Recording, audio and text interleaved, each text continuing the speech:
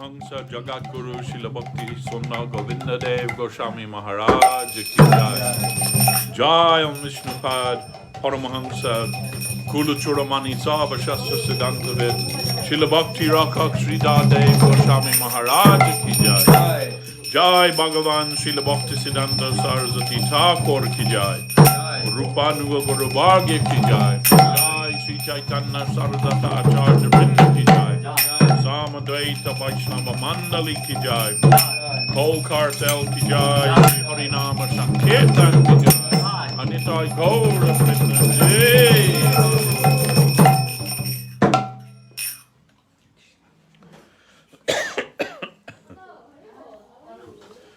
Sriman Prabhu, this is your... Yeah. How will we you shall do? do the ceremony of the ones that you are after the food offering. Okay. Then we have sweet rice. Then we can do. Okay. Yeah. Yep. So in the meantime, they can listen to Katha. Yeah. Happily.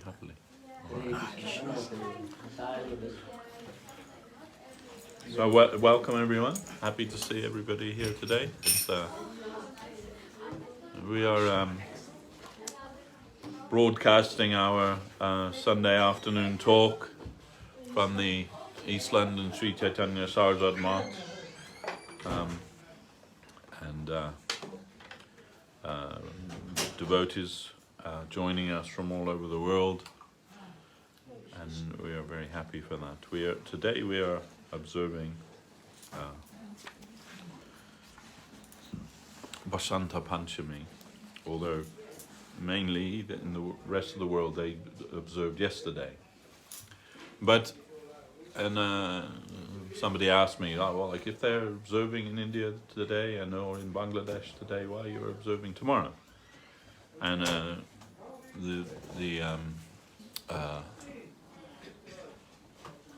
the simple answer to that is Vox Populi is not Vox Dei. You understand? That means that's a Latin term. The voice of the people is not the voice of God. So how it is calculated is differently according to different panjikas or almanac, according to the almanac. And we can give an example. So we are following a particular almanac, which was favored by Bhaktivinoda Thakur. Bhaktisiddhanta Saraswati Thakur, he was renowned as a Jyotish, and actually the title Saraswati was given to him. Siddhanta Saraswati was given to him by the Jyotish Society, but that he kept that his entire life. And he favored a different almanac to Bhaktivinoda Thakur. The calculation slightly different, but nevertheless he followed Bhaktivinoda Thakur's calculation method, and he said, "This is Guru Parampara. We follow in the line of our Guru." And also, we are not so much concerned with Saraswati Puja and those things, but there on Vasant Panchami there are many holy appearance and disappearance days of our Mahaprabhu's Parshadas, and we are more interested for that. So Guru Maharaj, he spoke about this one day, and this forms the chapter of one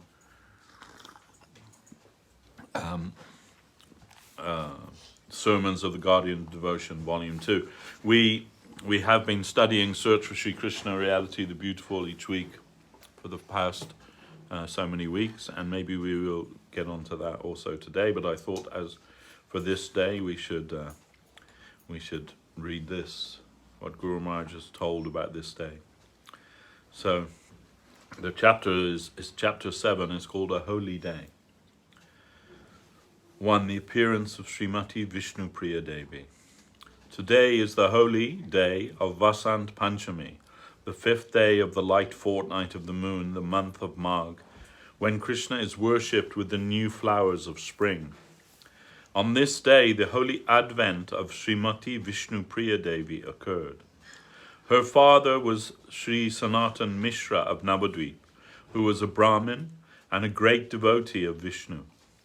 Srimati Vishnu Priya Devi is the eternal consort of Sri Gaurasundar in his feature of Gaur Narayan. And according to Sri Gaur Ganadesh Dipika, she is directly Satyabhama in Krishna's Dakra Lila. She was the second wife of Sriman Mahaprabhu in the householder period of his pastimes. From childhood she was devout in the divine service of the Supreme Lord. Kashinath Pandit was the intermediary in her marriage to Mahaprabhu, and she was the ideal of divine self-surrender at the lotus feet of Mahaprabhu. When she was only 14, Mahaprabhu took sannyas, and after that she lived the rest of her life in penance. From early morning she would take the holy name the whole day, and for every Maha Mantra that she chanted, she would put 1 grain of rice into a clay pot. After chanting her quota, she would take that rice and cook it and offer it to the Lord. That was all she would take for her subsistence. So gradually she became emaciated, and she passed her days in this way. Her brother was her guardian after Sachi Devi departed, and ultimately she had a Sri Murti of Mahaprabhu, and she would worship him in that form. And since that time of Vishnu Priya, that worship is being continued up to the present in the temple here in Navadvip. It is known as Mahaprabhura Badi, the home of Mahaprabhu. So this day of the year is connected with her holy memory, and we may achieve her grace if we honor this time in her name. Discussing her pastimes, she will be propitiated, and Sri Chaitanya Dev will also be pleased with us, giving us a step forward in our transcendental march towards him. We also reminded Guru Maharaj speaking about when Mahaprabhu returned to Navadvip after taking sannyas, and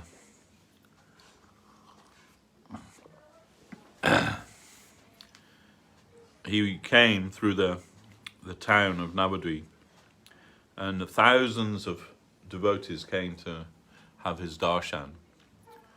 Guru Maharaj said that people crossed the Ganges to come to see him, that you couldn't see the river, you could only see heads. There were so many people actually in the river. And Guru Maharaj said, we had a similar experience when I was a young man and we went to see Mahatma Gandhi, and people were standing in the river to see him, and you like that you couldn't see anyone except for you couldn't see the water, only the river. I mean, say only the heads of the people there.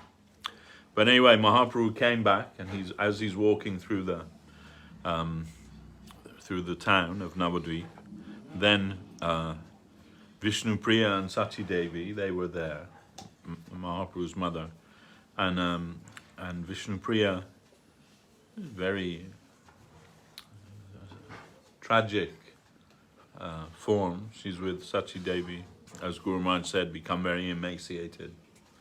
And then when they saw him, Mahaprabhu, she said to Sachi Devi, "There is your son."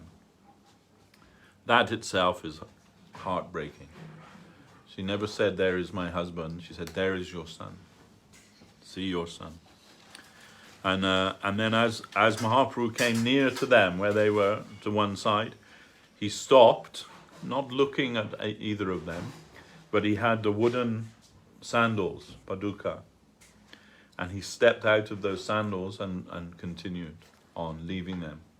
And Vishnu Priya took those sandals and she worshipped those. They're also in that same temple in Navadvip, Mahaprabhu Badi.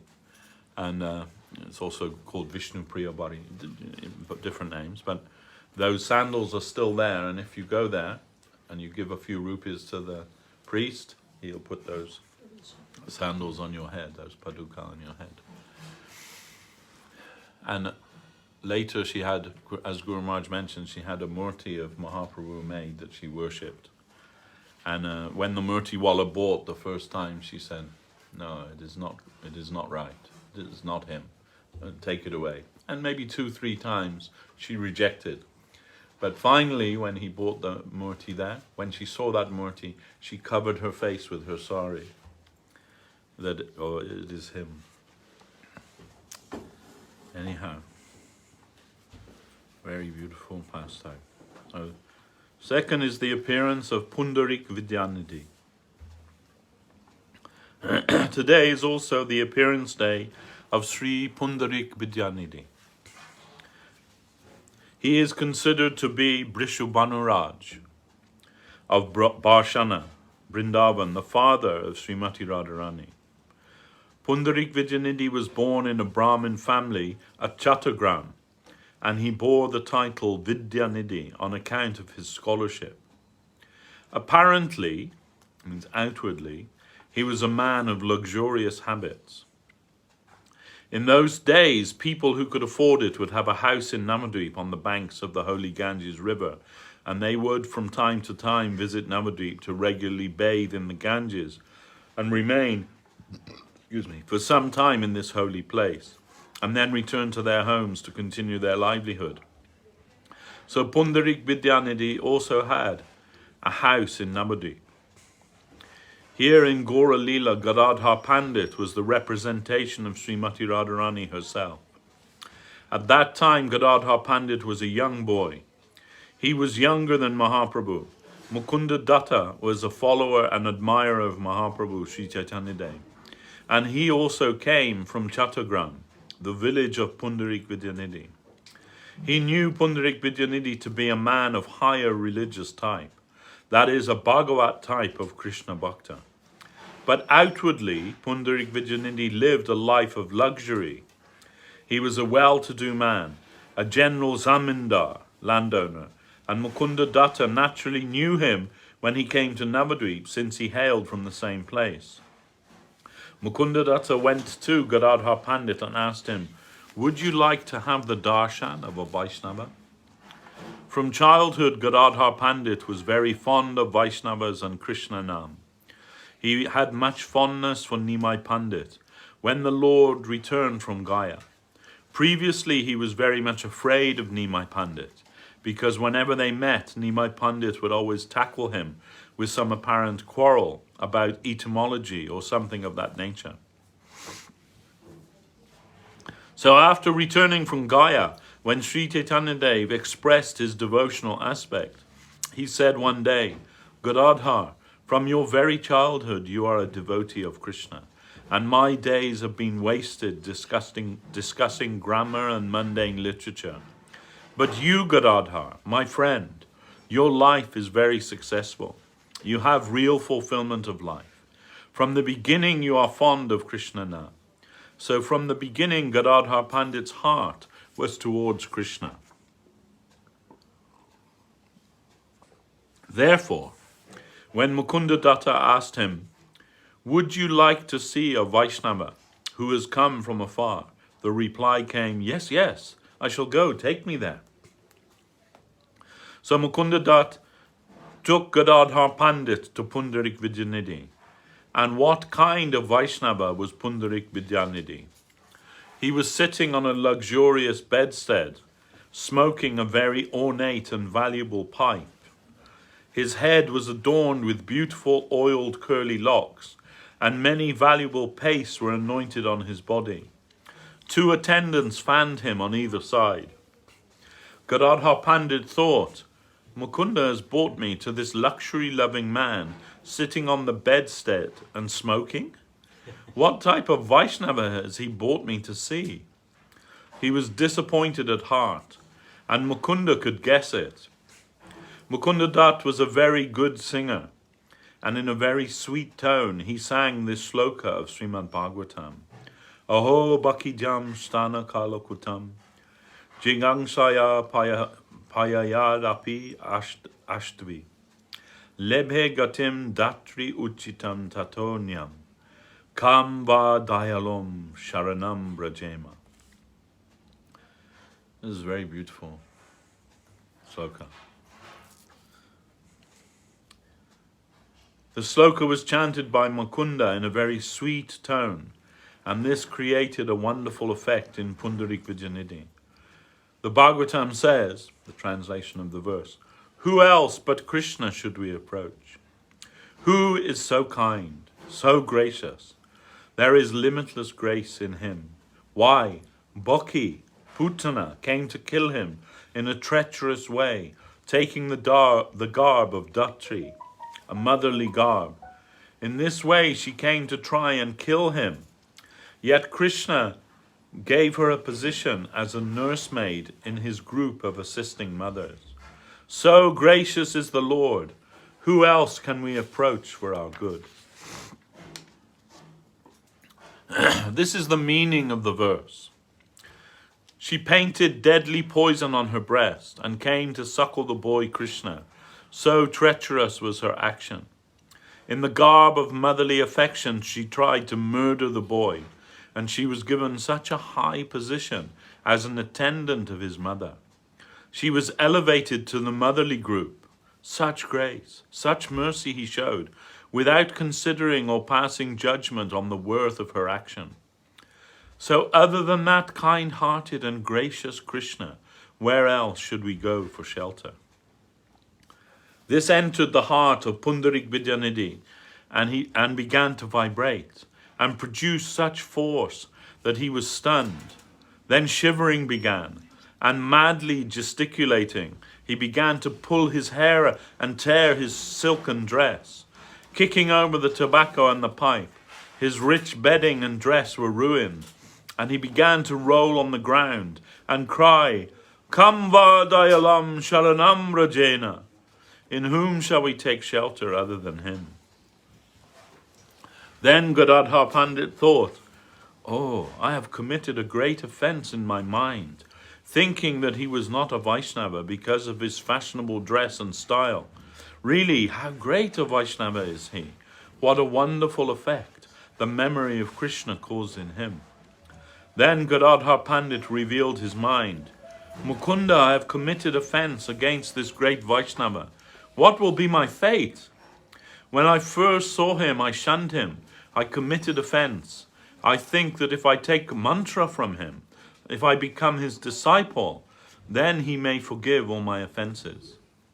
There is no other way to be absolved from this Vaishnava aparad. I shall have to inform my excuse me.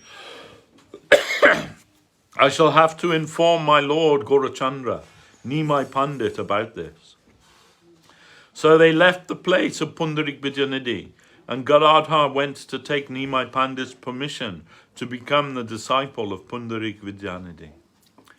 Before anyone knew that Pundarik had come from Chattagram to Navadvip, and even before Mahaprabhu had even met him, Mahaprabhu was seen to suddenly cry, Bap Pundarik, Bap Pundarik, in the mood of Srimati Radharani. Nimai was taking his name. Bap means father. So he was calling Father Pundarik, Father Pundarik. Nimai Pandit was chanting like this in the mood of Radharani. When Gadadhar made his proposal to Mahaprabhu, the Lord immediately replied, yes, very good proposal. Go and accept him at once. Gadadhar Pandit represents Radharani in Gaura Leela, and Pundarik is Radharani's father in Krishna Leela. The guru is like the father, and the disciple is like the child. So Mahaprabhu at once approved, and Gadadhar took initiation from Pundarik Vidyanidhi. He was none other than Brishabhanuraj, and Gadadhar was the incarnation of Radharani in Gaura Leela.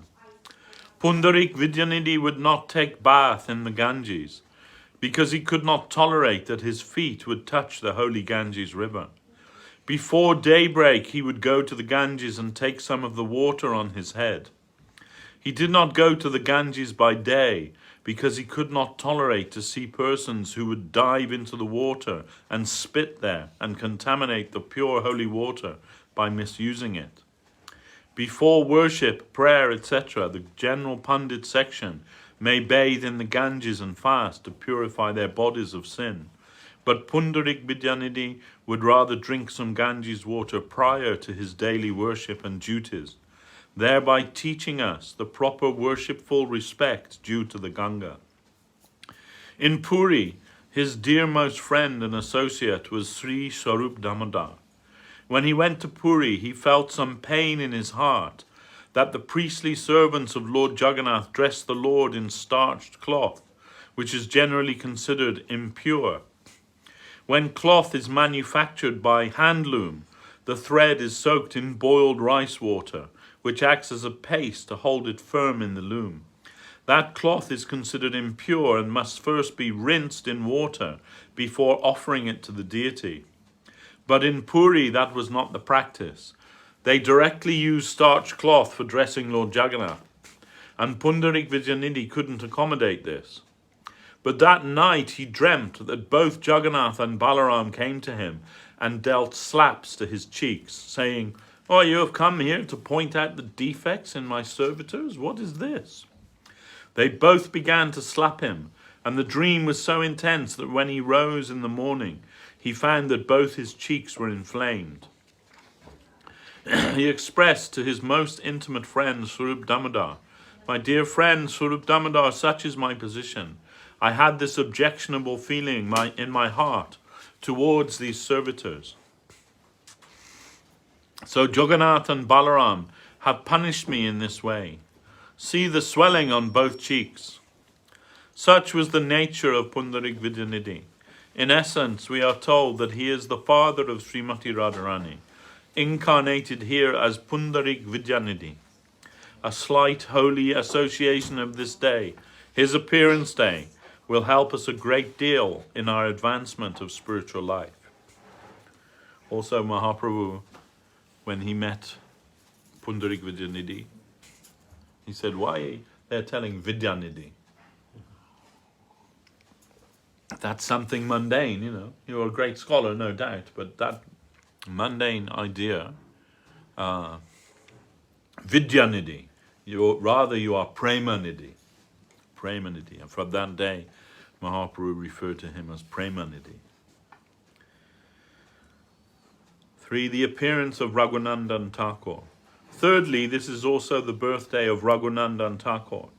He was born in a place named Srikand, near Katwa, in a Kaviraj family, a lineage of Ayurvedic doctors. Raghunandan was the son of Mukunda Kaviraj, who was such a notable doctor that even kings called for him for treatment. Raghunandan was a bachelor his whole life, means brahmachari. His figure was extraordinarily beautiful, and he was very fond of dancing. From the beginning, he was, of course, a natural devotee. The family of Mukunda Thakur worshipped their ancestral deity at home. Once, when Raghunandan was a growing boy, who had perhaps only recently received his sacred thread and admission to worship, his father asked him, "I'm going out and I won't return in time. You please worship the deity and feed him. Offer bogam for his food." His expression was, "Please try to feed my deity." When he was away, Raghunandan's mother cooked many items and brought them to the temple and asked Raghunandan to offer them to the deity. Generally, the doors are kept closed during worship, so behind the closed doors, Raghunandan offered and prayed to the Lord. "Please take these dishes I am offering you. Please eat." But the Sri Murti did not answer or come forward to eat, and Raghunandan began to cry. "Oh, my father will rebuke me. He has requested me to feed you, and you are not eating. I'll be punished. You have to take this food." The sincere boy began to cry in such a way that Krishna had to eat. Raghunandan was satisfied and came out from the deity room. His mother came to remove the prasadam. "What is this? All the plates are empty." Raghunandan replied, "You asked me to feed the deity, he has taken." His mother said angrily, "You boy, you've eaten it. The deity doesn't eat, we offer everything, and everything remains, and afterwards we take it as prasadam. You wicked boy, you have turned out to be such a rogue. You have eaten everything." No, I did not eat. The deity ate everything." "That is impossible, you foolish boy. Do you want to make a fool of me? This can never happen. He began to cry. No, I am speaking the truth. All right, let your father come and I shall ask him to punish you. Mukunda returned and Raghunandan's mother complained, your boy has grown to be such a rogue. Mothers do this. Huh? When they're angry with the son, they don't say our boy, they say your boy to the father, your boy or your daughter. Your boy has grown to be such a rogue. He says the deity is eaten. Raghunandan also petitioned his father. Yes, the deity is eaten. He would not take in the beginning, but I began to cry and then he ate. Is this true? Yes, it's true, father. I'm not lying. Can you show me? I shall try. So he was given another chance to worship, and from a hidden place his father could see that the deity had actually taken the food. Such a devotee was Raghunandan Tako. When he danced in Sankirtan, it was such a charming scene that even Mahaprabhu was attracted. Dancing at the Jagannath Rath Yatra, 7 special groups would chant and dance. And in the party from Srikand, we find that Raghunandan was the dancer. And Mahaprabhu, when in Puri, when he met Mukunda, then he, by his divine intuition, he knew everything that had happened, of course, and he asked Mukunda, Mukunda, your boy is here, Raghunandan. Yes, he is here. He said, you answer me, who is the father and who is the son? And Mukunda said, oh, he is the father, I am the son. So today is the day connected with the memory of Sri Raghunandan Thakur, who is considered to be Prajumana avatar. Many more incidents occur in his pastimes. I have only touched on them. It is also said that near the banks of the lake Madhu Pushkarini, there is a jambu tree, and according to his wish, 2 kadamba flowers bloom on that tree every day for the worship of his deity. Many miracles are found in his pastimes. For the appearance of Sri Raghunath Das Goshami. Then the 4th personality to appear on this day is Raghunath Das Goshami. He was born nearly 500 years ago in Krishnapur village, Hooghly district. He came in the Kayasta caste. His father, Hiranya Mujamdar, was a very rich man. His father had 1 brother, Govardhan, but Raghunath was the only child. His father and uncle were state landowners. At that time, they collected 20 lakhs, or 200,000 rupees in taxes. 12 lakhs was to be paid to the king, and their net income was 8 lakhs. Raghunath heard about Mahaprabhu after his sannyas. Hiranya and Govardhan had association with Advaita Acharya, and they used to make an annual pilgrimage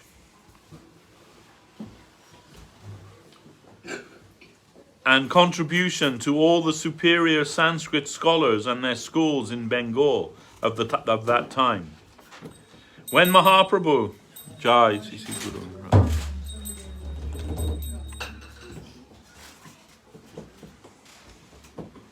When Mahaprabhu went back to Sri Advaita Acharya's house, Advaita Bhavan, after his sannyas, Raghunath Das came and saw him and became mad with love of Krishna.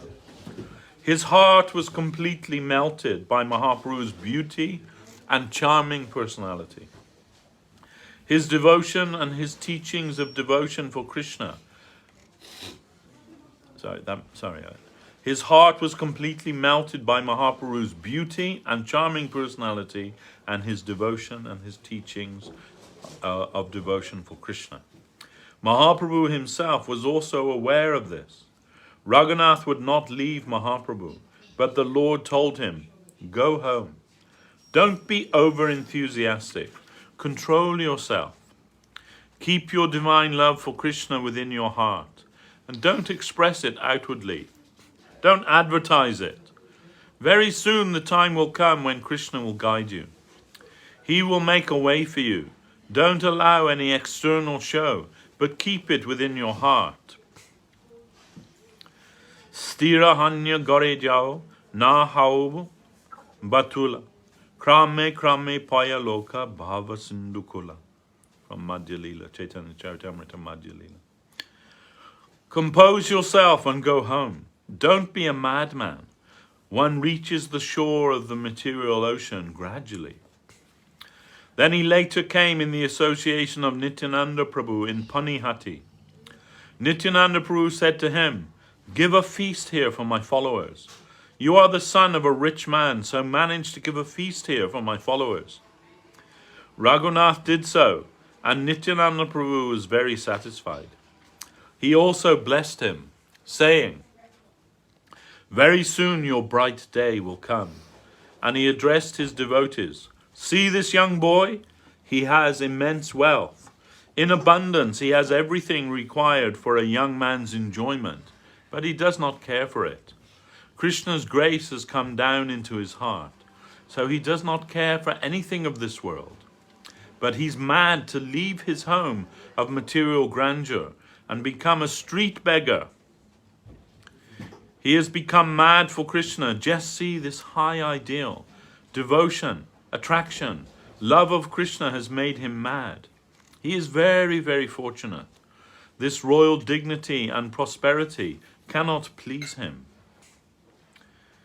So this is, Guru Maharaj spoke about him many times, his nature. And he was like a prince. His father was so wealthy that he was like a royal family, you can say. But Raghunath, in their home they had like the outer courtyard and then the inner part of the house. He wouldn't go into the inner part. He only stayed outside in the courtyard. And his father and mother, they're worried, oh, he's going to run away and to Mahaprabhu, take sannyas, like all this. Then what shall we do? And so his father employed 2 bodyguards, ostensibly to, guard him, but actually they were to stop him running away. And his mother, she was so worried that she said, we should chain him to a pillar in the courtyard. A long chain, he can go here and there, but he can't go out. And but his father objected and said, he is already married and his wife is as beautiful as Lakshmi Devi. If she can't keep him here, then no chain is going to keep him here. So, anyway, that was the chaining idea was rejected. So Guru Maharaj says, anyway, he returned home. But one day, Hiranya and the others noticed, that he no longer entered the inner section of the house. He began to stay in the outer section only. His father and other guardians thought that his condition had become very grave. So 10 men were engaged to keep guard that he may not leave. One day in the early morning before sunrise, their family guru, Raghunandan Acharya, suddenly entered the house. Finding Raghunath in the outer section of the house, he met him and requested him, "Oh, I'm going out for some important business, but there is no one to worship my deity. So please ask one Brahmin disciple in my name to serve the deity for a day or 2 during my absence." As Raghunandan Acharya left, Raghunath went with him. The guards saw him going with the family guru, so they didn't interfere. On the way, Raghunath requested the guru, "You may go ahead with your business, and I shall request the gentleman to do the worship in your absence." The guru left, and Raghunath took advantage of the situation. Perhaps he requested the man to do the service, but then he started off in the direction away from Puri. He knew that as soon as they realized at home that he wasn't returning, they would send men to search for him on the way to Puri. So for the whole day he walked in the opposite direction. In the evening he stopped at a cowherdsman's house, took a little milk from him, and passed the night in the cowshed. Then in the morning he started for Puri. When his guardians found that Raghunath had not returned home, they heard from the guards that he had gone with the family guru. They went to the guru's house, but Raghunath was not to be found.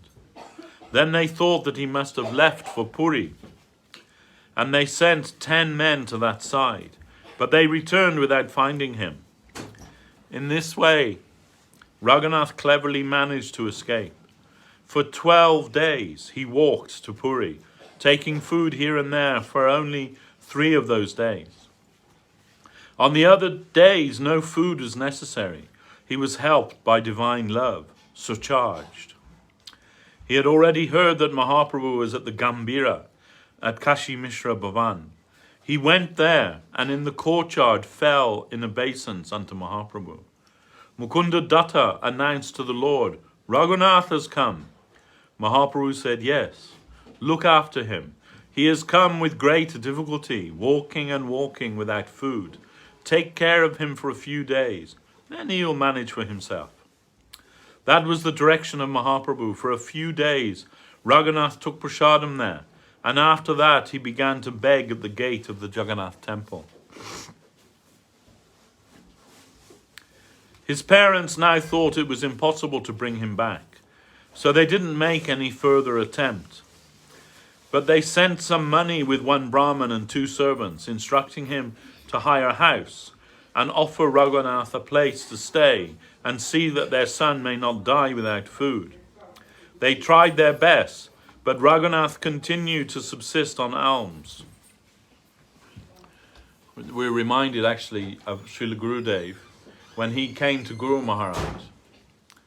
You all know the story how that he left from where he was working as a doctor's assistant in the middle of the night with the devotees and came on Nishinga Chaturdashi to Guru Maharaj.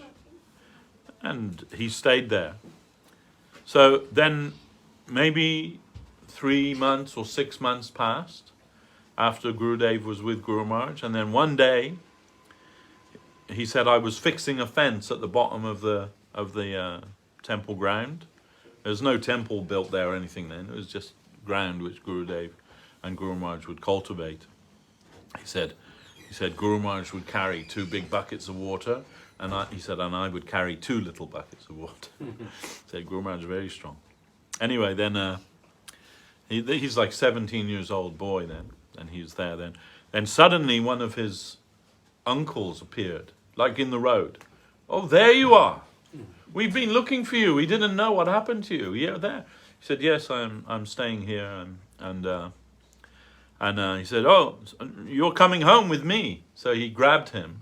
He grabbed Gurudev, and Gurudev said, nearby was one of Guru Maharaj's disciples who was a milkman, local milkman. And I forget his name, but he called to him, Prabhu, they're taking me."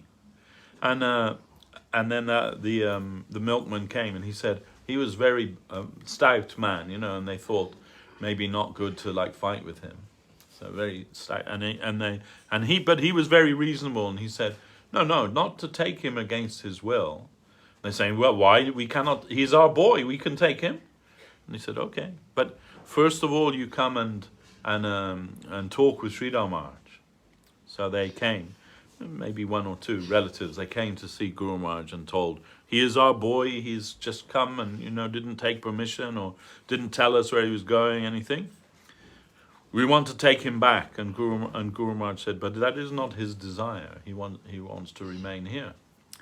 Then anyway, they debated for some time, and then Guru Maharaj said there was a suggestion that Guru Maharaj saying, "I'm giving him like education, Vedic education, all these things." And they said, "We also have pundits in our village, and as Govinda Maharaj's father was a guru himself, and their village, which is called Bamanpara, originally was Brahminpur, but through the use of the language it became Bamanpara. So it was called Brahminpur because all the inhabitants are Brahmins there. And so and their family are very renowned, Govinda Maharaj's family. In fact, their original family name, they don't remember, but their family name was changed by Birachandra Prabhu, the son of Nityananda Prabhu, to Das Adhikari. And so his family name was Das Adhikari. He was Govindaranjan Das Adhikari. And also the deities of their family deity was installed and given to them by Birachandra Prabhu. And so the family are very famous. And then they said, we will bring our pundits here, and they can debate with you. If they defeat you, then we'll take the boy. Guru Maharaj said, yes, it is okay. You can do that. So they thought, Srila Govinda Maharaj said, they thought easily they would be able to defeat Guru Maharaj, that they're these pundits.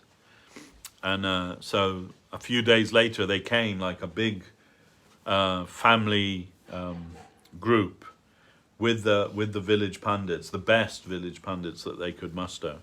And he said, just within a few minutes, Guru Maharaj defeated all of them as if they were no one at all. Then they had to say, okay, he can remain. But at least now they knew where he was. So something like, Raghunath Das Goshami, his family sent people to try and bring him back, but it was to no avail.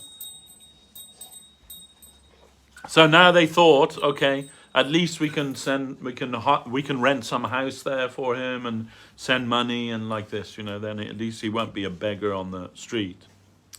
So that was what they tried to do with Raghunath Das. Then, so he said they tried their best, but Raghunath continued to subsist on alms.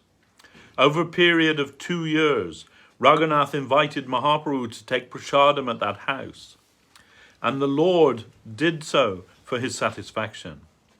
After that, Raghunath left that idea, thinking, oh, this has only produced some name and fame for me. Mahaprabhu is not pleased with such prasadam. Swarup Damodar was the dearmost attendant of Mahaprabhu and a very good scholar as well. Raghunath was also a scholar. We find that later he left the world beautiful poetry in Sanskrit.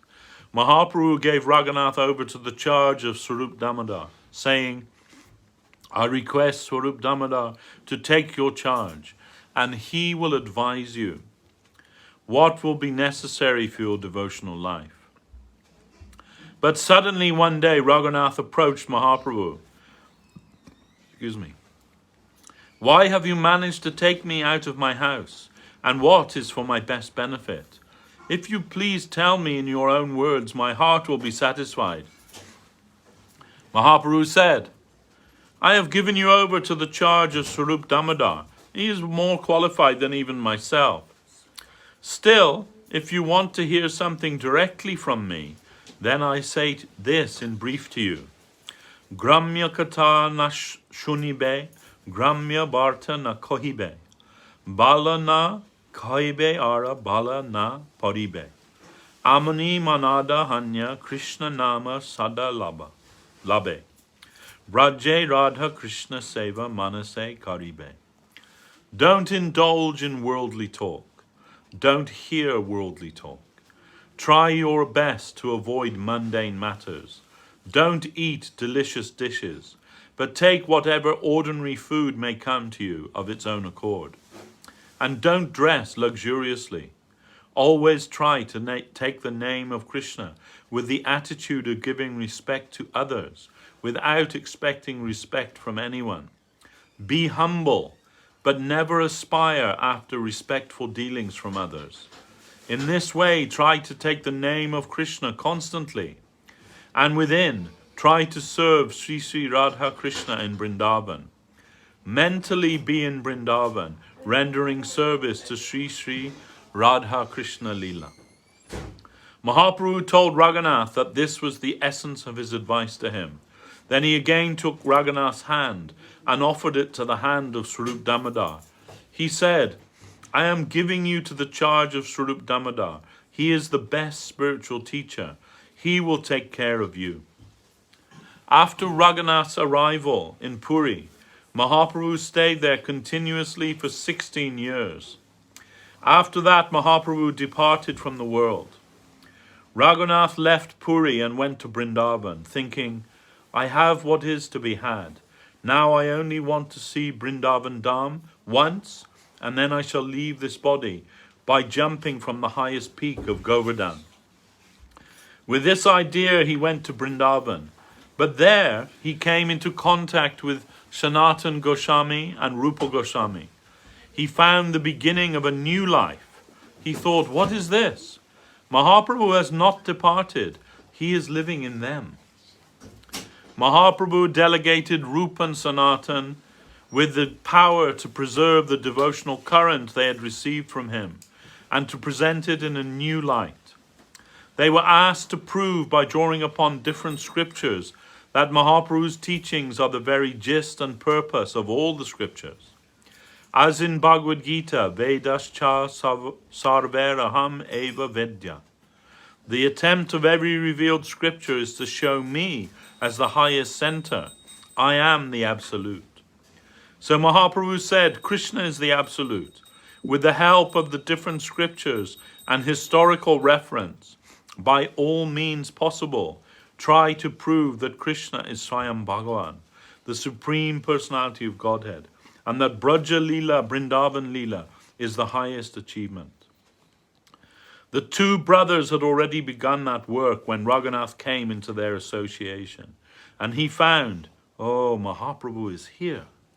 He abandoned the idea of leaving this world and joined Rupa and Sanatan as their disciple. Mahaprabhu had already ordered Sanatan Goswami, my followers are very poor and helpless. You'll have to look after them whenever they come to Vrindavan. You'll have to be the caretaker of all my disciples that come to Vrindavan. So Raghunath came to Sanatan Goswami, and Sanatan took care of him. Raghunath was so self-forgetful that one day as he was sitting on the banks of Radha Kund and taking the name, a tiger came just beside him to drink water. But Raghunath paid no attention. Suddenly Sanatan Goswami came upon the scene. He was astonished. Up until then, Raghunath had lived under the shade of a tree, but Sanatan said, please construct a hut to live in. Don't disregard my request. I entreat you to do this. Again, we're reminded of Guru Maharaj. That this, like Sanatan Goswami, he's sitting on the banks of Radha Kund and a tiger comes to drink water. He's not even conscious about that tiger. Completely, Guru Maharaj says, self-forgetful.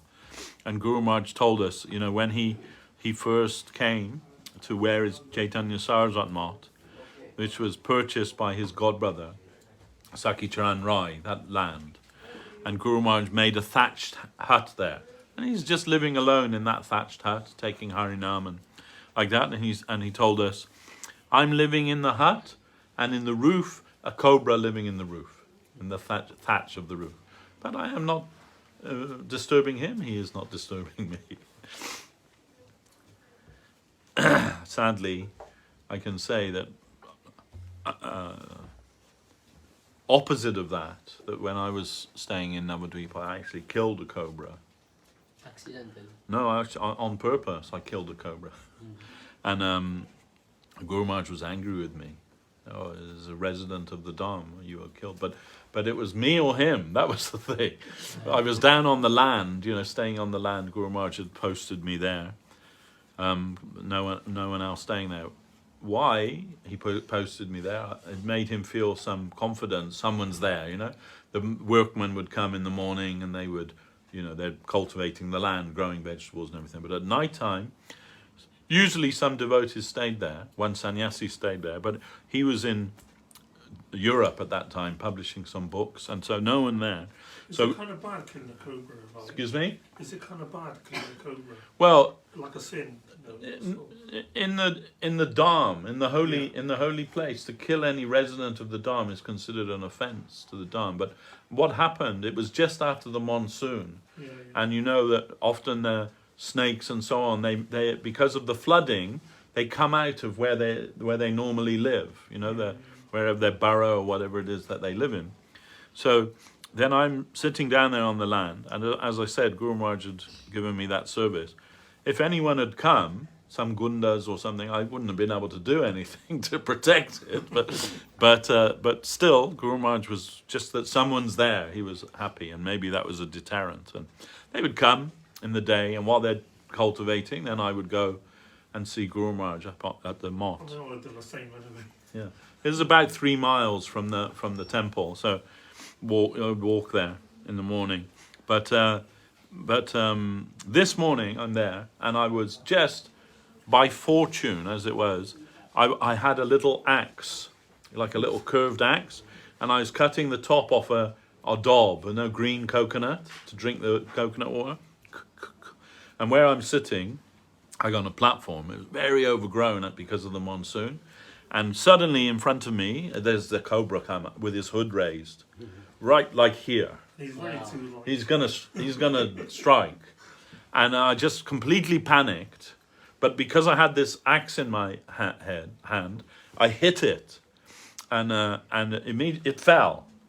And they moved very quick, you know. So I only like glanced it, and it fell, and immediately I just cut its head off. And then I jumped up and I ran. I was running, even though I was dead. I was in a complete panic, and I'm running, you know. And then one of the boys who lived nearby, local, was my friend. His name was Satish, and he's running, and he saw me running, like kind of panicking. He said, "What happened?" I said, "There's a sap, sap, sap." And then he starts shouting, "Sap, sap!" And then a whole like group of people came from the village, and found out what had happened, and then immediately they took the cobra into the street and burned it, and I asked why you burned it, and they say, well, whether it's true or whether it's not true, but their idea is that the mate will come looking for it, and if they find it, we'll look in the eyes of we'll see the last person that he or she saw, and then they'll go for revenge, looking for revenge. Yeah, whether it's actually true or not, I cannot say, but you know, better safe than sorry, right? So. But actually, it seemed to kill the snake, isn't it? Yeah. Anyway, so that, you know, when I was calmed down and was and I would never harm anything, but it was. I'm thinking. Yeah. It's me or him, you know. That's it. I mean, I would have done the same thing. Yes, of course. But anyway, then I that morning I saw Guru Maharaj and I told him what happened, and he just said, "Oh," he said, "I am glad that you are not harmed, but it is unfortunate that you did violence on a resident of the Dham. That is not good." He said, "Then you must go and bathe in the Ganga and take Harinam." So. Which I did. Anyway, but Guru Maharaj is different to me. Guru Maharaj is a great sadhu. So then, but going back to Raghunath Das Goshami, so Sanatan Goswami told him, you have to build a hut to stay in, because he's worried, you know, that some wild animal might attack him or something like that, you know then? So,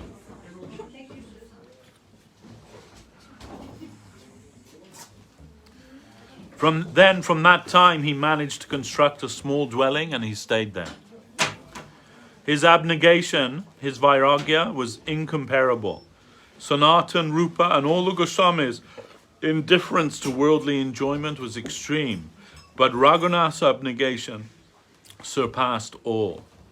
When he was in Puri, sometimes he would beg prasadam at the gate of the Jagannath temple, and sometimes he would take prasadam at a chatram, or a free kitchen, where rich men distribute prasadam for beggars.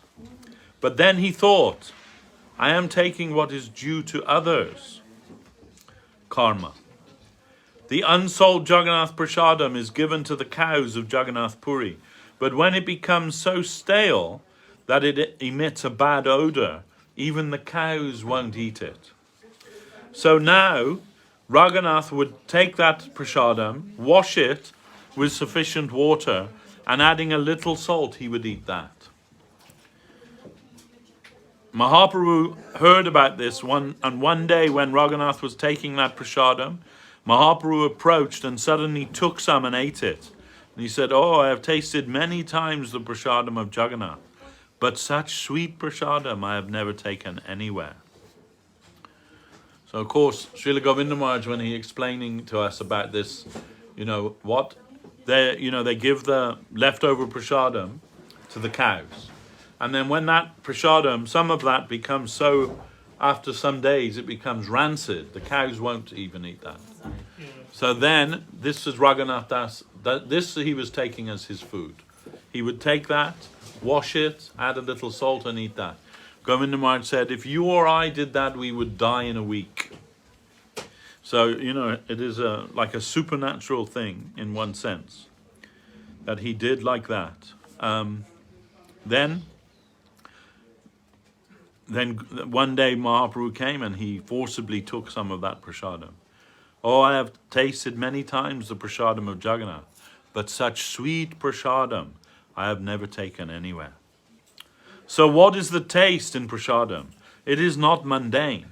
Raghunath had such intense faith in prasadam that he lived on apparently rotten things with a little salt. And he was the son of a family of kingly opulence. So much indifference was in him. And in his last days in Vrindavan, he would pass each day taking only a pot of gall or buttermilk. This is not possible for a man of flesh and blood.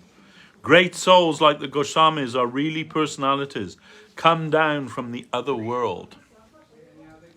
And so it was possible for them to show the ideal of abnegation. It is not possible for ordinary humans of flesh and blood to observe such a degree of abnegation without dying. But the Goswamis created the standard and ideal by such vairagya. At the same time, Raghunath studied Rupa Goswami's presentation of the highest type of rasa or devotional sentiment, Madhura rasa. So we can see, right, that Guru Maharaj said that the Goswamis of Vrindavan, they lived such austere lives, but they didn't teach that. They taught Jukta Vairagya, which means the proper utilization of everything for the service of Krishna. So then why did they themselves live such austere, high type of abnegation? And the reason is so that no one can say that in the name of Yukta Vairagya, they're just enjoying. So what the kind of Vairagya that they practice, no one can practice that. So no one can say that they are, like cheating in the name of Yukta Vairagya. The example that they showed, no one can do. This also, Guru Maharaj, when he published his commentary on Bhagavad Gita, then there's that verse in the 10th chapter, Api chet sudaracharo bhajati mam ananyabhak. There, that verse says that one who is completely surrendered to me, even if he does something abominable, you should consider him to be a saint, a true saint. And why? And if you do that, if he says, Arjun, declare it boldly that my devotee never perishes. And by making such a declaration, you will become Dharmatma. Or the general reading is, even if they do something abominable, because they're surrendered to me, then they will become Dharmatma. Eventually they will become Dharmatma. But the deeper reading is that if you say that my devotee is a true saint, even if you observe him to do something which is generally considered to be abominable or immoral, if you still are able to declare that he is a true devotee and a real saint, then you will become Dharmatma. And how this deeper appreciation of this verse came about. It came from Bhaktivinoda Thakur. And Guru Maharaj said, Bhaktivinoda Thakur one day was walking in the sky taking the holy name. Make of that what you will. And there he was approached by a group of Mahajans, Mahadev, Jamaraj, and others who are discussing Bhagavad Gita, and they're discussing this verse. So they'd come to the conclusion that there must be some redundancy here in this verse, because the verse says, "Who is surrendered to me, they'll become Dharmatma." Then they say, well, but how is that possible? That someone who's already completely surrendered, how can they not be Dharmatma? Because Dharma means ultimately surrender to Krishna. So they must already be Dharmatma. So what is the meaning of that? That they will become righteous. They've gone beyond righteousness. They're surrendered to Krishna. So Pap, Punya, all these things, they're in comparison to devotion to Krishna, they're all mundane. So then they saw Bhaktivinoda Thakur and they said, oh, here is a devotee of Krishna, a real devotee of Krishna. He can explain the meaning. And Bhaktivinoda Thakur explained this. And Guru Maharaj, many times he explained this verse there. But it was not in his Bengali, his Bengali edition of Bhagavad Gita, his commentary of Bhagavad Gita. It is not there. But we've heard him tell many times this explanation of this verse. Then we asked him why it is not there, and we were publishing in English. I'm using the royal we because I wasn't really involved in it, but you know, means our devotees. Is it okay? Yeah, looking for Propanand Jivanamritam book. Okay, is it there? Is it there? Can you see? Somewhere, maybe inside it. Let's check in the. It'll be in here, I think. Sorry. Oh yeah. Oh, top. That's it. Thank you. Okay. Sorry for this. Not at all. So, we asked him, Maharaj, you're always giving this explanation, but why it is not in your commentary? And when we make the English commentary, should we include it or not? Then Guru Maharaj said, I did include it in my commentary, but then my godbrother Jajava Maharaj, he asked me to take it out. And the reason, Jajava Maharaj's reason was that this is very dangerous. That what you are saying is that who is Ananya Bhak, who is a completely surrendered devotee to Krishna, they can do anything, and we must regard them as a saint. If they are really Ananya Bhak. Even it says, so even if they are seen to be doing something sinful, then Jajava Maharaj said, indeed, of course we know that that's correct and true, but if you publish it, then everyone will do all kinds of nonsense and say, I am Ananya Bhak, it's okay. And they'll use that to justify it. So Jajava Maharaj said, it is a too dangerous philosophy to publish publicly. It is like a private understanding, if you like, a deeper understanding, not for public, like broadcast, because there's a great risk of it being abused. So Guru Maharaj said, okay, and he removed it from his Bengali edition. So now they're publishing the English edition. Actually, I did have some involvement in it. We had to research some commentaries. Guru Maharaj had given some commentaries which were from the original commentaries of Sridhar Swami, who Mahaprabhu considered the original commentator on Srimad Bhagavatam, the ancient Sridhar Swami, not our Guru Maharaj. And for that, we had to find the original manuscripts, there were copies of that in the British Museum Library. So I and Sagar Maharaj, who was the translator, we became members of the British Museum Library. Normally you have to be studying for a PhD to be able to get membership there. But because we had a letter from Guru Maharaj asking for us to become members, they were reluctant to give us membership, and I'll tell you for why. Because there are many ancient and rare manuscripts in there. And one of my friend, I use the word advisedly, a disciple of Srila Prabhupada A.C. Bhaktivedanta Swami, he had a membership there, and while he was there, he stole some of those manuscripts by razor blading them out and stealing them. And of course they found out, and then they thought, right, no more Hare Krishna people, we're not giving them any membership there anymore. I So know. the public can't see them. You've got to be a member. You have to be a member to see those manuscripts. Yeah, in fact, it used to be in a place called Store Street, which is off Tottenham Court Road, but now it's moved. It's right there. It's by King's Cross and St Pancras train station. Yeah. But the actual ancient manuscripts, they're kept in like a properly air conditioned, like sterile environment. You have to wear gloves when you touch them, and And they're not on display for the public. they're not on display for the public, no.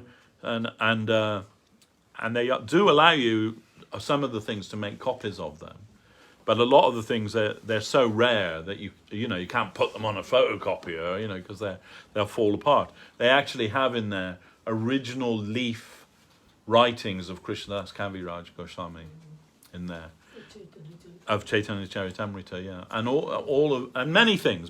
But what we were looking for were these commentaries of Sridhar Swami on Bhagavad Gita, and we found them there in the Sanskrit. And Sagar Maharaj, could read Sanskrit, so I was kind of tasked with finding them, and then he would come and do his thing, But what was interesting, I mean, many interesting things. There was that I found during our time there. One was that we discovered all these things like Krishnadas Kaviraj Goswami's original leaf writings and many different things, there like that. And also many writings of Bhaktivinoda Thakur, both in English and in Bengali. He wrote under the name of Kedarnath Dutt. Many small booklets. There's one which is called Marriage Systems of Bengal, he wrote, which is a very interesting book. There he describes polygamy. He says polygamy in India is the bane of Indian society. I consider it as bad as slavery in America, of the black man in America. Anyway, that's one he wrote. He also wrote, as a student, he wrote, which you may know, a poem called the Poriad, or the Adventures of Porus, which is about the last Vedic king of India. And that's also there. Public, so everyone can see them, Yeah, but just because of their rarity, then they have to preserve them. You see, if there's, and many things like that. But while I was looking through there, sometimes I would look and just like researching under different names, and I found this book, which was supposedly was it was under the name Bhakti Rakak Sridhar Maharaj. So I thought, oh, this is interesting. It was in Bengali. I can read the script a little bit, but I can't really understand. But I found it, and it was called Sri Chaitanya Lilamrita Sara, the name of the book. And then later that year, when I went to see Guru Maharaj in Navadvip, I told him, I found this book in the British Museum Library, which says you are the author, and it's called Sri Chaitanya Lilamrita Sara. And he said, I've never written a book by that title. He said, I don't remember ever writing a book of that. And I said, yeah, Maharaj, it's definitely there. And it says your name, and it's, Navadvip, everything, and he said, oh. And then he thought for some time, and then he said, oh, now I remember. He said, it's not my book. It was written by Ananta Vasudev, and in Bengali, who was for some time the head of the Gaudiya mission after Saraswat Tako. And he said, and I wrote the introduction to it. So they must, when cataloguing it, they must have seen my name as the author of the introduction, and wrongly thought that I was the author of the whole book. So they put it under my name. So, mystery solved. But it was kind of, it was a fun time. But anyway, But can we read it on audio? I don't know. Audio. I don't think so, no. But anyhow, so this, anyway, going back to what I was originally talking about, that Guru Maharaj, so he had, Jaja Maharaj, his godbrother, had asked him, don't publish that explanation because it's too high for most people, it will be abused. Okay, so then that was Guru Maharaj's explanation, and then so he said, so what about in your English translation, should we publish it or not? Then Guru Maharaj thought for some time and he said, yes, you must publish it. Because if it is not published, it will be lost forever. So for that reason, it was published there in Guru Maharaj's Bhagavad Gita commentary. That was Guru Maharaj was like that, like in the 1950s. There's a book which of course we know was a favorite of Mahaprabhu, which is Krishna Karnamrita. And Govinda Maharaj said during the 1950s this book was not available anywhere. It was completely out of print. It was a Sanskrit book by Bilvamangal Thakur. Mahaprabhu relished very much that. But Guru Maharaj had a personal copy. And when he found that it was out of print, or like unavailable anywhere, then he ordered Govinda Maharaj, you must publish it, 1,000 or 2,000 copies, I forget the number. Publish that. This is a very high book of Madhura Lila, Rasa Tattva book. It's not for the general devotees even.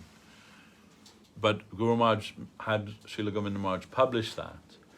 And then when they were published, then Guru Maharaj said, you may not sell this book to anyone. We will not sell it to anyone. Only for preserving it, we've published it, so that it will not be lost to history. So, but they've all, even those 1,000 have gone somewhere. I don't know, but they've got there. Anyway, it has been published since. Also in English, it's been published. And back in the 1980s, when I was a bit of a book hound, looking everywhere for rare books, I got a copy of that book. And I began reading it, not really realizing like how high it was, and not really understanding anything about high, low, or anything like that. But I started reading it, and I think when you come to about verse 20 or 21, then the author, Bilvamangal Thakur, he says, if you still have a mundane idea about men and women and sexuality, don't read any further, because the next verse I'm going to describe something about the amorous pastimes of Radha and Krishna. And unless you are somebody of higher thinking, you will mistake it to be mundane, and thereby make offense. So now I am, just before I give that verse, I'm warning you, unless you're like qualified, basically, don't read it. And so knowing who I am, of course, I just shut the book, put it back in my bookshelf, and there it sits to this day, gathering dust. I've never read it since, and probably never will read it in my life. It just sits there. I've never looked Yeah. inside it. Like you want to have them. Exactly, yeah. That's exactly, all it was. yeah. I never intended to read it. I've got several books like Yeah. this. So that's and somebody asked Guru Maharaj this question, and Govinda Maharaj actually, same question. Then if we are not to read it, then who are they written for? Then and Guru Maharaj's reply was, we are not atheists.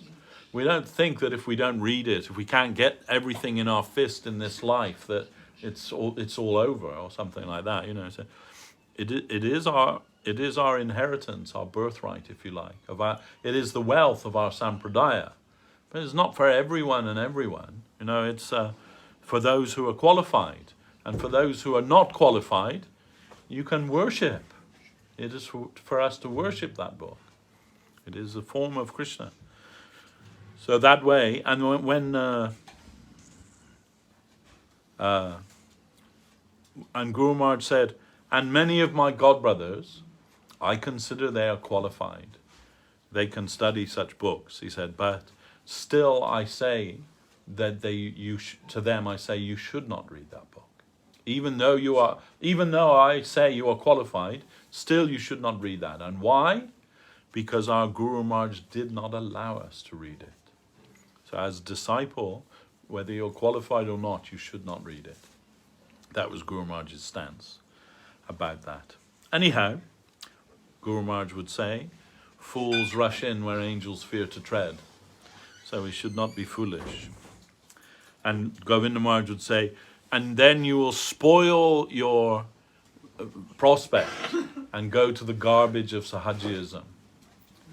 Sahajiyism means, there are many different types of, it means a specific thing, of course, but in general, when we speak about sahajiya, it means imitationist. And so I thought a long time about what does this mean, that if you read this verse, you'll think it to be mundane and make offense. So I thought about that for a long time. And I came to this conclusion that it doesn't mean that you'll read that verse and go, oh, that's just mundane, isn't it? Not that, but you'll read it and you will think that you are relishing something transcendental. Oh, it's so beautiful, so high, I'm relishing that.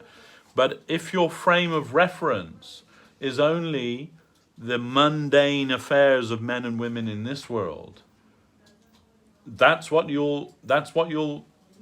be your reference point. That's how you will understand it. In the light of that, we have no experience of the transcendental relationship of the Lord and his devotees in Madhura Rasa.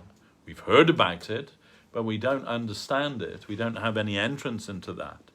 So then you'll become an imitationist, thinking that with your mundane idea, your mundane conception, that now you're relishing something of a higher type of devotion. That's sahajiyism. The very first lecture I ever heard in the Krishna temple, I'm not mentioning the person's name, Yeah. was by a sannyasi, or devotee, and I felt during that, without even lacking knowledge, I felt he seems too much into the Sanskrit. All right. You know? Yeah. And eventually that person went on to become one of the leading Western Sahajiyas, lives in Vrindavan. And Yeah, there you are. he started out probably as, with good intentions, but Yeah. eventually I think his Sanskrit took him into too many books. Indeed. And just what we've been discussing, read all kinds of books that really he wasn't qualified to read. Yeah. And now he's a total Sahaja. Yeah. It happens. Yeah. Guru Maharaj said that that intellectualism is a disease. Mm. And that will take us in the wrong way, thinking that we can capture the infinite in our brain, in our organic computer. We can process everything in there, but it is not that. Actually, those higher things, they have to descend to you. You cannot push your way in there. It's not by your own endeavor that you can understand those things. Only when you're chosen, then those things can descend to you. So, then Guru Maharaj would say, we will make a place in Govardhan, and when we are called by our masters, we will go to Radha Kund to serve there. And when that service is finished, we will return. So we're keeping some distance from the highest, but we are on standby, ready for that, if we are called for that. But until we're called for that, then we can remain at a little distance, on standby, if you like. So, where are we?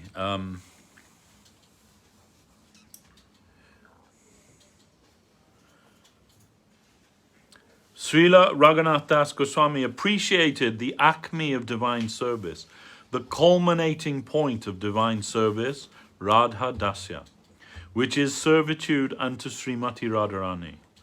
Therefore, he is called the Prayojana Acharya. Srila Sanatana Goswami is generally conceived of by his successors as the Acharya of Sambandha Gyan. Sambandha refers to what is what. What is my position in the spiritual hierarchy? That was explained most clearly by Srila Sanatana Goswami. And Abhideya, what we should cultivate in order to attain to our objective, was mainly given by Srila Rupa Goswami. He taught us how we can attain fulfillment of our life in the domain of love. And what is particularly the highest point of our attainment, or prayojan, was very vividly shown by Srila Raghunath Das Goshami. In his famous sloka, he says, Asabare Amrita Sindhu Maya Katanchit Kalo Maya Tigamitaha Kila Sampratam Hi Tvam Chet Kripam Mai Vidasyasi Naiva Kimme Pranar Braje Nacha Baroru Baki Rinapi. This sloka has given us the highest conception of our attainment in the school of Sri Chaitanya Mahaprabhu. What is that? Srila Raghunath Das Goshami is addressing Srimati Radharani. O Queen of my heart, for a long, long time I am waiting with great patience to have your mercy, which is so sweet to me that I cannot avoid it. It is heart-melting, heart-attracting, heart-crushing. It is so deeply touching me that I can't avoid your service connection. Somehow I have managed to come such a long way, to endure such a long time, but now I am impatient. Be gracious. If you are not gracious upon me, I have got no hope. I will come to the end of my patience. My life will end here, so much so that what shall I do with this Vrindavan? Vrindavan is of no use to me. What is the utility of living my life? It is useless. It will end with no utility. I can't love even Vrindavan, which is associated with the Leela of Krishna. To say nothing of Vrindavan, I can't relish the company of even Krishna without you. Without you, even Krishna is meaningless to me. I can't tolerate. I can't relish either my own life or this environment, or even Krishna. If he himself comes to grace me, I can't relish that without your connection. So please be gracious upon me. You are all in all. Without you, Krishna consciousness is not Krishna consciousness. Your position is so great, so beautiful in Krishna Leela. You are the center of all the Leela of Krishna. Without you, I cannot conceive of any life worth living. I utterly surrender unto you, my queen. This is Radha Dasya. Our best fulfillment is in the service of Sri Radha, because only she can fully attract the grace of Krishna. She is the other half who can draw the maximum rasa, ecstasy from Krishna, in quantity as well as in quality. So those who are serving Srimati Radharani get the highest type of qualitative rasa from Krishna in reciprocation for their service. That cannot be had through any other channel. Service that comes through Srimati Radharani is of the highest quality. So her service should be our summum bonum of life. This was announced clearly by Srila Raghunath Das Goshami, who is considered to be Prayojan Acharya, the guide to show us our highest fulfillment of life. By our association with this day, and by our humble attempt to discuss all these matters, we may be benefited in the achievement of our goal. This is the day of the advent of such great personalities. 5. The departure of Srila Vishwanath Chakravarti Thakur. Today is also that day Srila Vishwanath Chakravarti Thakur departed from this world.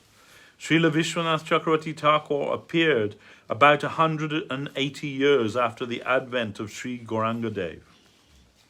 He composed a commentary on Srimad Bhagavatam and many other books to help the devotees coming later in the Sampradaya. He was such a great Acharya. In his own special way, he has dealt elaborately with many spiritual matters, giving the proper approach. He was the shastric or scriptural dispensation of Sri Rupan Sanatan, etc. By his grace, Sri Baladev Vijayabhushan composed the Sri Gaudiya Vaishnav commentary on Vedanta Sutra, Sri Govinda Bhasya. From such great masters there is much to be read. Srila Vishwanath Chakravarti was born in a Brahmin family in Devagram of Murshidabad district. He was a great scholar of Sanskrit. He came in the line of Srila Narottam Thakur. He gave us extensive scriptural writings to help us very precisely and elaborately to know about the pastimes of Mahaprabhu and Radha Krishna, Vrindavan, Navadvip, and the Guru Parampara. The Gurvastakam we chant daily was written by him, as well as many other important works. Srila Rupa Goswami wrote Sri Bhakti Rasamrita Sindhu, the nectarian ocean of devotional joy. And Srila Vishwanath Chakravarti wrote Sri Bhakti Rasamrita Sindhu Bindu, or a drop of that ocean. And from Sri Rupa's Sri Ujjala Nilamani, the brilliant jewel of the supernatural world, or Krishna in Madhura Rasa, he gave Ujjwala Nilamani Kiran, or a ray of that jewel. In this way, he has given volumes of books and poems. As Sri Rupa Goswami gave the Astaka Leela of Krishna, or 24-hour service engagement with Sri Sri Radha Govinda, he has similarly given in Chaitanya Leela 24-hour engagement in the service of Sriman Mahaprabhu. So he has done a great service to the Sampradaya and profusely bestowed his mercy upon us. Then 5 and 6. Departure of Tridandi Swamis, Srimad Bharati Maharaj and Srimad Parvat Maharaj. Today is also the disappearance of 2 of our senior godbrothers, sannyasi disciples of our Guru Maharaj, Tridandi Swami Srimad Bhakti Vivek Bharati Maharaj and Tridandi Swami Srimad Bhakti Swarup Parvat Maharaj. They both preached extensively on the order of Srila Prabhupada. Sri Bharati Maharaj was very popular. His preaching style was very charming and engaging. In the beginning, we appreciated his preaching very much. And Sri Parvat Maharaj was also among the earliest disciples of our Guru Maharaj. He was born at Swarup Ganj, on the other side of the Ganges from here, Navadvip. He was born in the house directly next to Surabhi Kunj, where Srila Bhaktivinoda Thakur lived for some time. Inevitably, if you live next door to Bhaktivinoda Thakur, you must become a devotee of Krishna, I think. During his childhood, he told me that he saw Srila Bhaktivinoda Thakur chanting the name. In the early morning, Srila Bhaktivinoda Thakur would chant the Hare Krishna Mahamantra, just as one calling someone from a distance. A living thing, like one man calling another. In this way, in a living way, he was calling Krishna. He was in his old age and his body was somewhat attacked with rheumatism. There was a cement chair constructed there, and he would stroll about at his sweet will, and when he felt fatigued, he would take his seat on that chair. That chair is still there today. So at a very early age, Srimad Parvat Maharaj came to Srila Prabhupada and accepted his shelter. For a long period, he was posted as the caretaker at Bhakti Kutir and the then head office, a small seaside house in Puri, owned by Srila Bhaktivinoda Thakur. Then when Prabhupada began his preaching life, Parvat Maharaj became a sannyasi. During the lifetime of Prabhupada, he preached throughout the whole of Bengal and beyond as well. He established a mott in Orissa.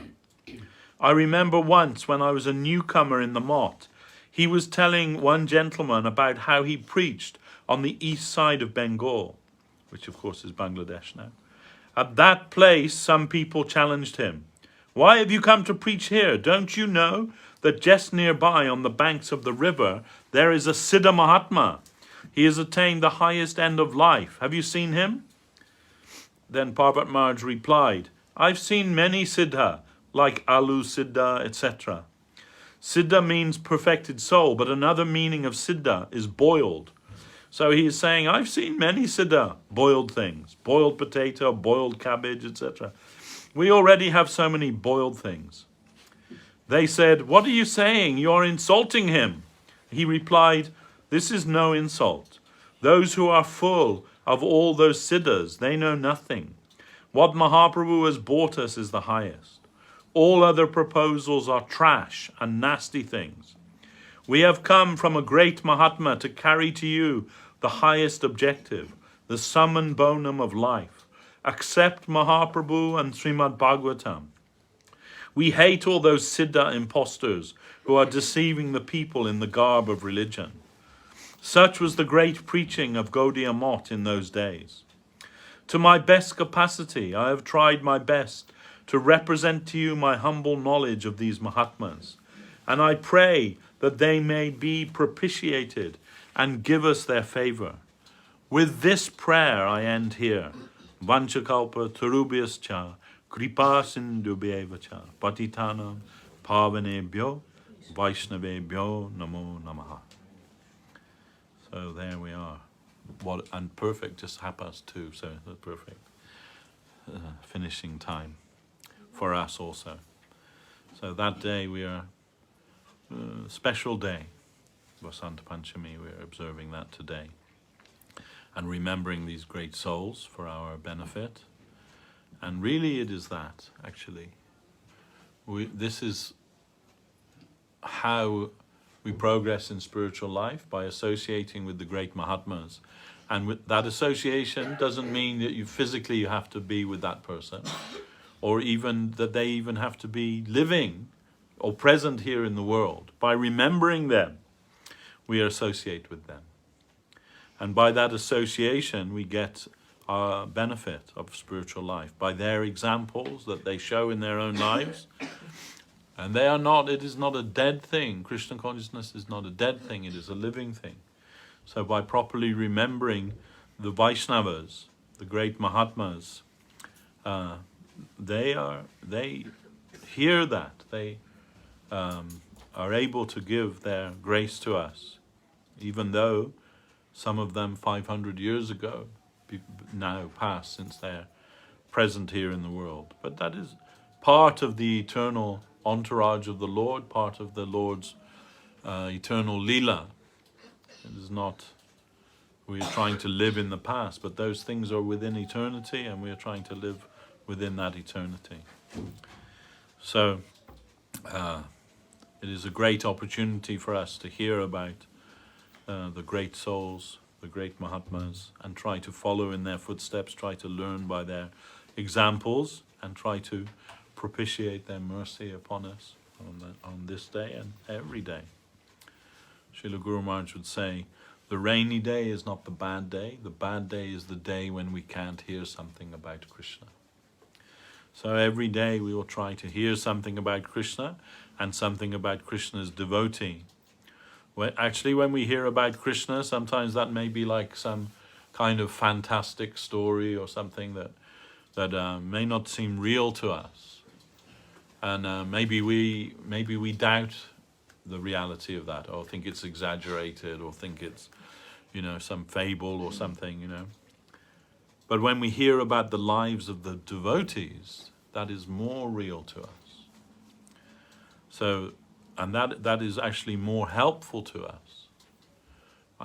My friend, my godbrother, dear friend, who lives in Calcutta, I was staying in his house once with him and his family, and it was the beginning of the mango season. So they have like a festival, the new mangoes are offered to the Lord and so on. So in his house, they bought like a big basket of mangoes, came to the house there, and I like mangoes, so we were eating the mangoes, and I was remembering about Mahaprabhu. And Mahaprabhu, he had would go with the devotees for Sankirtan, and he had in his possession some prasad. They offer to Lord Jagannath like a twig for cleaning the teeth. They use that. Sometimes people in India, they still use that for the sap from the twig. It's not like a natural toothbrush. So they offer that to Lord Jagannath every day, that type of toothbrush, you say. So Mahaprabhu had one of these as prasadam. And after the devotees had finished Sankirtan, he took that twig, planted it in the ground, and where he planted it, immediately a huge mango tree grew. And he wanted to feed the devotees with mangoes. But these mangoes, they were divine, like divine mango. They had no stone and no skin. They were just the fruit. No stone, no skin. And I'm telling my friend about this, and he said, no, that's impossible. I said, that's entirely impossible. And I said, what do you mean it's impossible? And he said, no, because a mango has a stone in the middle and a skin on the outside. It must have been some other kind of fruit, because a mango has a stone and a skin. I said, no, this is like a divine mango, No necessity for stone, no necessity for skin. No, it's not possible. I said, do you believe Mahaprabhu is Krishna? Yes, I believe. But then he cannot make a mango with no stone and no seed? You don't believe that? No, I don't believe that. So, okay. So, sometimes these things seem fantastic to us, And sometimes they if our faith is a little weak, we might not be able to accept. When I first came to Krishna consciousness and they're telling me about Mahabharata, that, they're telling how that the average Kshatriya in the time of Mahabharata was 18 feet tall. The average warrior, 18 feet tall. And Krishna was considered short, and he was 12 feet tall. And I remember hearing that and thinking, oh, that can't be right. That can't be true. But actually, I've seen in India, in Bombay, they have a museum there. And in that museum, they have weapons which are purported to be from the Kurukshetra war. And that they have swords there. And the blade of the sword is like 10 feet long. And the handle, and, someone was wielding that. Like, these are giants. But that wasn't, like, unusual. That was, like, how it was. In Kali Yuga, everything has become diminutive. But I remember at the time thinking, oh, that can't be right. It was like, must be just like a fable or, some kind of exaggeration. But even here in the UK, I went with my mother, we went to a castle near where my mother lives. And we're going through there, and they've got armory there. And they've got broadswords with blades that are 6 feet long. So, even here, warriors must have been much bigger than they are today. They have Japanese samurai weapons, too, that are about 12 feet. Yeah. And if you look at old buildings, across the world, they're using like 1,000-ton blocks. Right. So you wouldn't do that on purpose unless you found it fairly easy to work with. Yes, of course. So, but we're our faith is so poor that we think if we can't see it, touch it, taste it, smell it, then it can't be real. But last time you said there's grapes without the seed. Yes. Then why not mango without the seed? Govinda Maharaj said when he was in Hawaii, that one of the devotees there in her garden, she had a tree, and on the one tree, 5 different fruits growing from that one tree.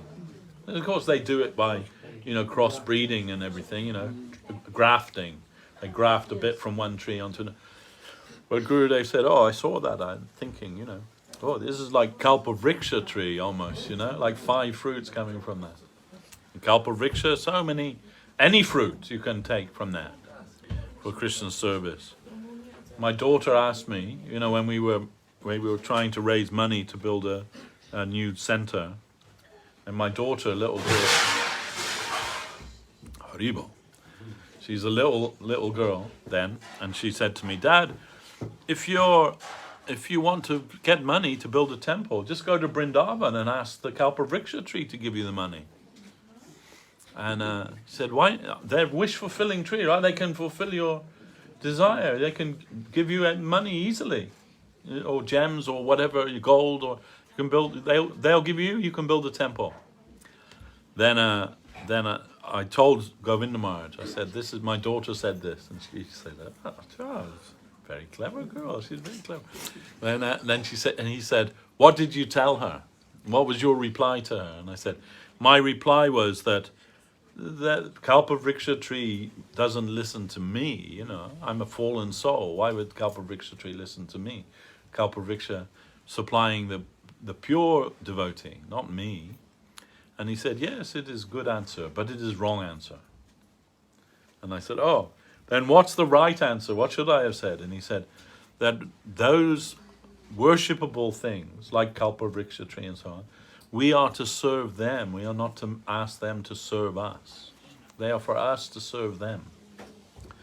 And this is the real thing. You know, we don't go to them asking for anything, even for the service of the Lord. If that service comes to us, we have to do that, and then not to try to engage them in our service, but we are to serve them.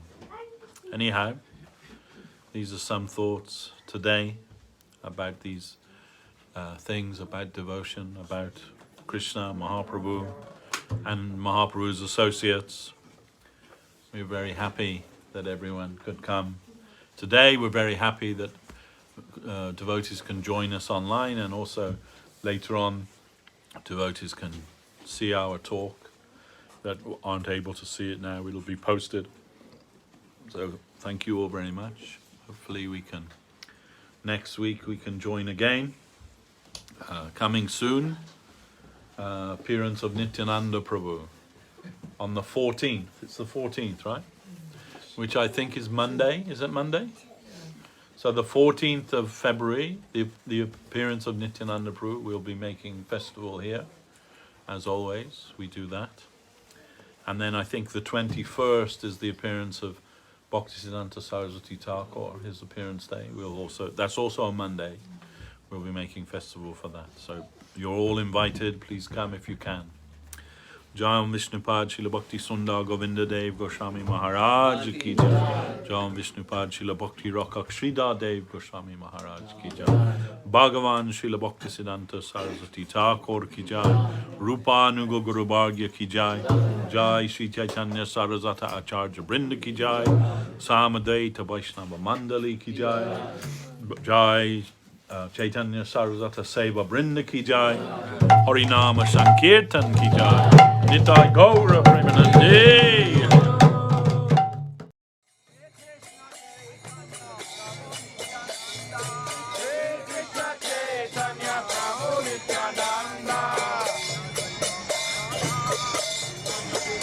Hare Krishna.